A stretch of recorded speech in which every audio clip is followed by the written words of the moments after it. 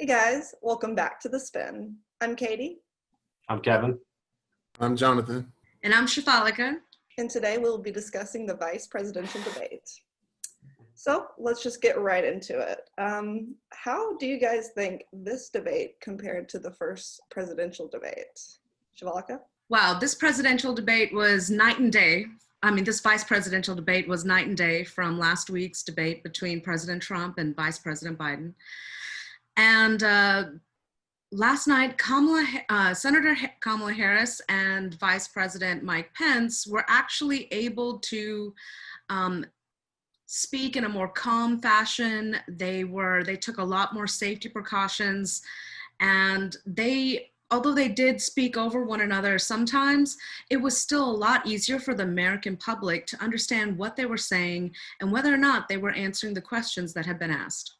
Auntie Kamala kind of put great uncle put great Uncle Pence in his place a little bit. It was a little spicy, but I loved it. And I mean, not to be completely on the side of Senator Harris, but Pence, he has control issues. He kind of swayed some things to his liking a bit. But like Safalika said, this debate compared to the presidential debate, pretty much night and day. There was a lot more class, maybe because the glass was in between both candidates.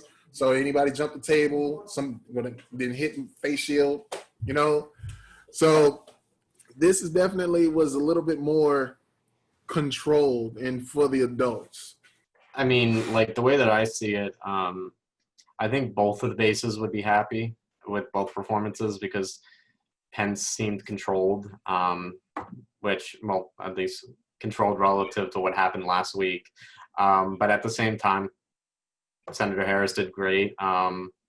Honestly, both gave answers that was just appealing to their base. I mean, but the thing is that these vice presidential debates usually don't matter that much. I don't expect much of a movement in the polls or any public opinion. I think pretty much everyone who is going to vote probably has their mind made up already. So at the end of the day, it's just like everyone wins basically this debate. I think I don't agree with Pence's answers, but the way that he delivered it, I mean, anyone who's going to vote for Trump is still going to be happy with that. So it was best way I can explain it is just status quo antebellum, status before the war. So yeah, no, I think both sides won basically. So John, do you think either side won this debate? Honestly, it's hard to say. For the simple fact is, it could be something that you win something on equal grounds. So for to win something on equal grounds, they will have to answer each question as the moderator asked. Pence didn't really answer. He only answered the things he wanted to address. He only addressed the things he wanted to address. He addressed things that he tried to avoid any issue that may have possibly gotten them misconstrued. So I would honestly say it's a draw. But if I had to say anybody won, the fly won. Exactly. The debate fly, who is now in quarantine for 2 weeks. I think, honestly, the debate last night was a solid, first of all, that is how a debate should be done. It was a solid debate, relatively respectful.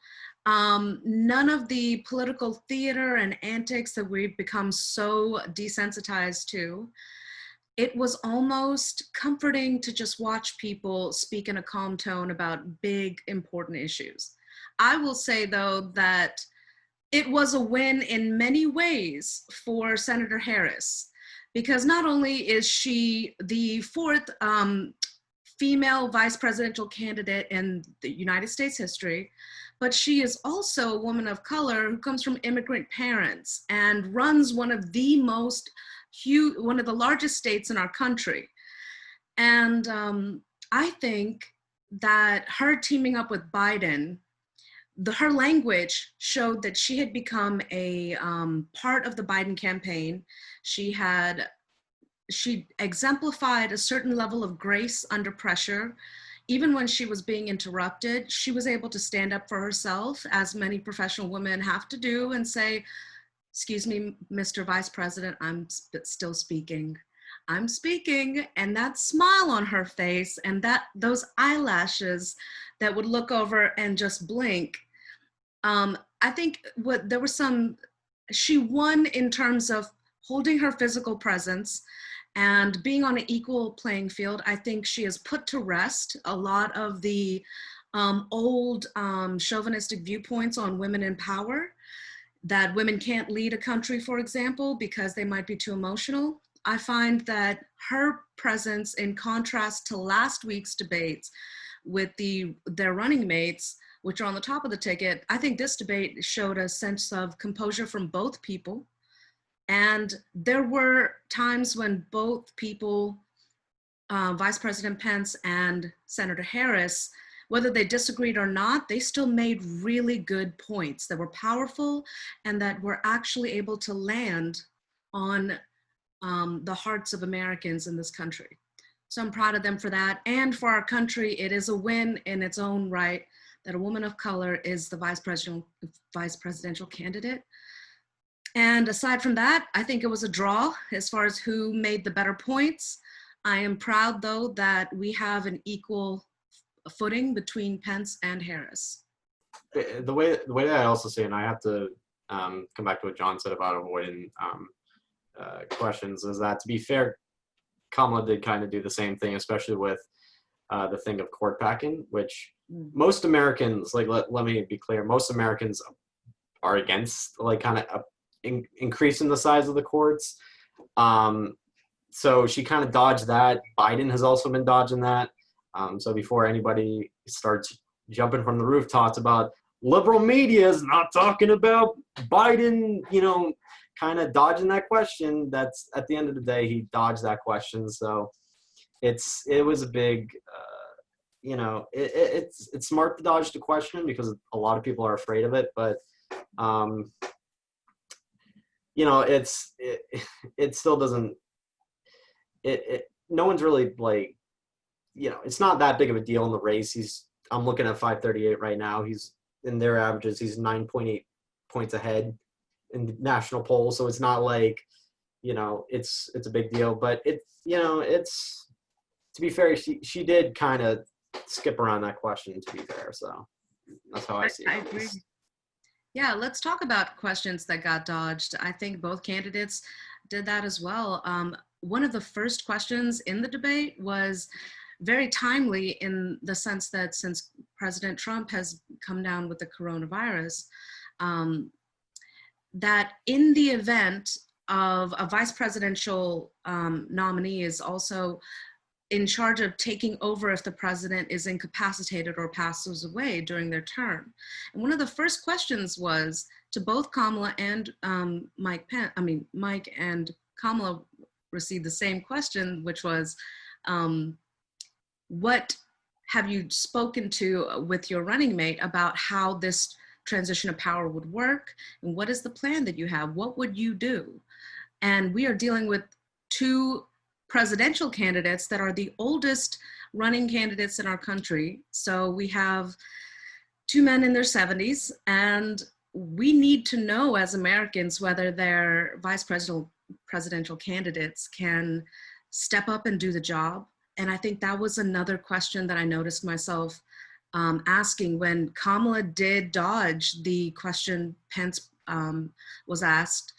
He brought that up while dodging another question about Supreme Court's decisions and the nominee being pushed through before the election or before President Trump's term ends.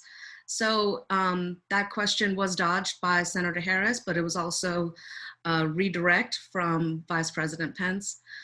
And I think Vice President Pence dodged some important questions as well, namely he would dodge questions directly about implicit racism, and he would talk about believing in his country and in the law enforcement, believing in the legal system. When the question was specifically about, did Breonna Taylor receive justice? And Kamala Harris, without hesitation, did say, I don't believe she did. And she backed that up. There were times when Kamala Harris was put on the defense by Vice Presidential Pence on issues like fracking, which is an issue that she has flipped on. During the Democratic primaries, she attacked Biden on his position on fracking, and now they both agree. So there has been some political turnover for her, and flipping and flopping. And anyway, but there were other questions too. You guys can pick up with who dodged what. Well, I mean, also going back to, let me think, what was I going to say about like the whether they're going to take over, their age and everything. Welcome to our 2024 coverage, by the way, because win or lose, there have been talks with, for example, Pence running in 2024. He has this whole kind of apparatus he's created. If, for example, Joe Biden wins, I'm not saying he's going to, so say that I'm being biased here, but at the end of the day, if he wins, he's 78 years old. I mean, how many, can he really fulfill 2 terms? And, if he can only fulfill 1 term, then who becomes the Democratic nominee for president in 2024? Kamala Harris. So, yeah, so I just thought that was a very interesting point. But yeah, no, what do you have to say, John? What questions do you got? Particularly the one I would kind of address, kind of wanted to address was the subject of climate change. Kamala, Senator Harris stated that she trusts the scientists about man-made, when it regards to climate change, she trusts the scientists. Now, Pence kind of danced around that question, stating, of course, mentioning something according to the Green Bill. I'm not too familiar with the Green Bill, but in regards to that, he was using that as his defense to Kamala Harris to kind of basically say that, hey, we got the cleanest waters, we have some of the best ecosystems in the world. Now, the only thing I can say is that basically I'm not necessarily a professional when it comes down to climate change. However, if the science say one thing, I'm going to believe the science. I'm not going to take somebody's word for it at the end of the day. Now, there's a lot of things when it comes down to climate change, when it comes down to affecting job creations, when it comes down to affecting clean energy source, like will it make jobs for Americans? And she stated that we will have some of the best results by 2050, if I'm not mistaken. Am I correct about that? Mm-hmm. Yeah, carbon neutral by 2035 and carbon negative, I believe, by 2050. Right. So that's allowing the Earth to sustain human life for longer than it is. From right now, at this going rate right now, the environment is dying. And ever since that, the silver lining about the coronavirus, the silver lining about COVID-19 is that environments are getting clean because people are staying home. A lot less carbon emissions are in the air. A lot less people are driving. A lot more people are coming outside less and littering less, So when it comes down to climate change, I do believe that at least she gave a definite answer. Whereas, of course, if I recall correctly, Mike Pence he didn't really dance around it, but I don't think he really stated that if he believed it or not. Yeah. Let's talk about that because that's interesting too. I'm looking at what he said. Pence said, yes, the climate's changing, and he said Trump will listen to the scientists, and then he eventually later in that sentence he called the activists for climate change alarmists. So that was a little bit of an interesting line, kind of trying to toe both sides, not really kind of being committal. I mean, never mind, he was kind of committing to the whole thing about if we do stuff like the Green New Deal, that's just going to kill the economy. And Harris said that Biden's not going to ban fracking, that Joe Biden believes in the science, and that says their plan is we're going to fix this and create jobs. And then Pence went the route of, Joe Biden wants to destroy coal jobs in places like Pennsylvania and West Virginia, and like he's going to cripple the energy industry. So that was kind of like their whole shtick, I guess. The entire about that, that problem, or that about climate change, which I just thought that was interesting. In general, who do you think connected more to the American people? I think Senator Harris connected more, and not only is that because of her decorum under pressure and her ability to defend not only her history as a prosecutor and her path to vice presidency, but also to introduce herself to the American people. A lot of people still around the country may not really know that much about her. She talked about her childhood, about her upbringing, about her and Biden sharing some of the same stories about where they come from growing up and the type of struggles that their family went through and how much they've overcome. And I think it was really at the end of the night where I was still very torn between who was connecting better to the people. Both candidates this time did talk directly to the camera. They did make more eye contact with one another and did interact through the plexiglass better than I expected. At the end of the night, there was a question from an 8th grader, which was very poignant. And it was a young child basically saying, every time I look at the TV, I see people fighting and arguing. And, how can we have a better country if our adults that I see on TV everywhere are just fighting all the time? How can we fix anything and get better?